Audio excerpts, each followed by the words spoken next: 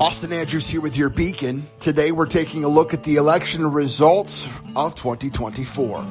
Now, folks, I've not written this all out, so realize this is a little bit more off the cuff than I normally do, and that means my words may not be quite as crystal clear as they normally are. But we are looking at the 2024 election, and of course, we've seen a very close race between Donald J. Trump and Kamala Harris. Now, Donald Trump, in the wee hours of the morning, has been declared the winner. He's been declared the winner by the Associated Press, by Decision HQ, as well as by Fox News.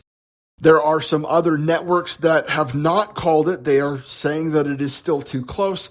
But if you know the Associated Press's process, you recognize that they tend to not call races until there is no mathematical possibility of the opponent winning.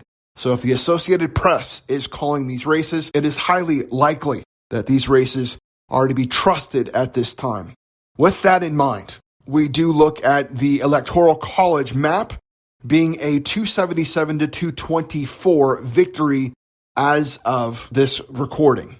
Now realize there are several states that have still not been given to either candidate, even though that they are leaning strongly in one direction. What that looks like right now is that of the 7 battleground states, Trump is being declared victor in Wisconsin, Pennsylvania, North Carolina, and Georgia, which was one of his clearest paths to victory. That would leave Michigan, Arizona, and Nevada as toss-up states that have not been officially called for either candidate.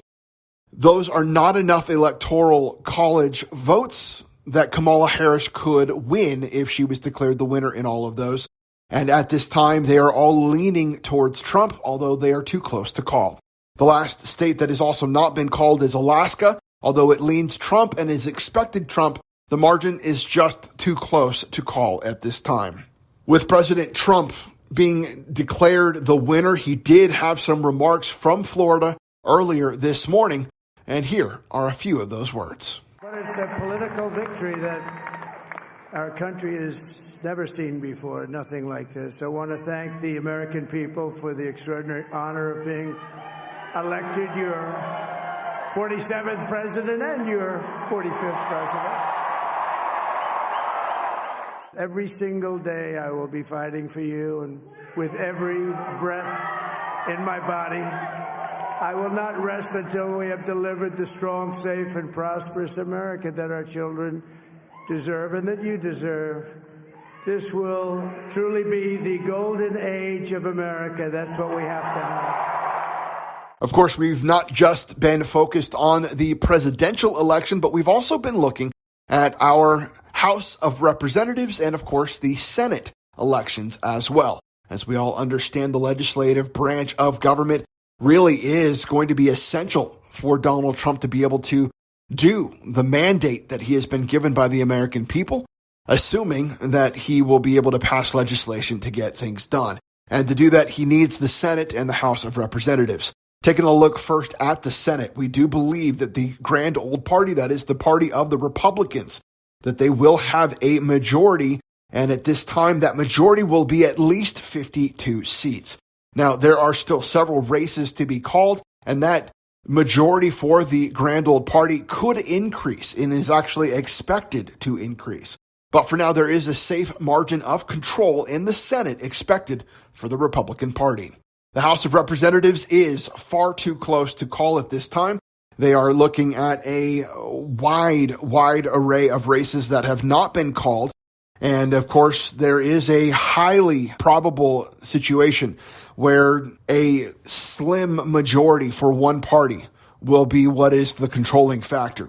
At this time, it looks like the Republican Party has 198 seats called for them, and 180 seats are called for the Democrats. 218 is the number of seats needed for control, but we also have seen that even though Republicans had 220 the last couple of years, that control number was not enough for them to pass specific legislation all the time because too many members were peeling off. At this time, it is highly possible for us to have a 218 person majority which would be the slimmest of margins in the House of Representatives. Of course, the 2024 election did not just have moments where we were electing for individuals, but we also had ballot measures across the nation that mattered, and abortion was one of the key ballot measures across the country. We did see 10 states have ballot measures on abortion, and here's how those elections fared.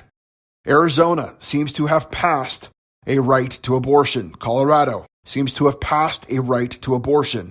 Maryland seems to have passed a right to abortion. Missouri seems to have passed a right to abortion. Montana seems to have passed a right to abortion.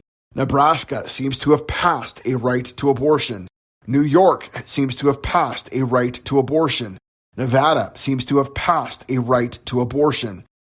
That leaves 3 states that have not passed that right to abortion. South Dakota is one of those states. Nebraska is another of those states, and Florida is a third state that have rejected those rights to abortion. Folks, we'll give you more updates on the 2024 election as they come available, but we'll also be looking at what this means for the country in the days ahead. For now, I'm Austin Andrews, and I'll see you on the next report.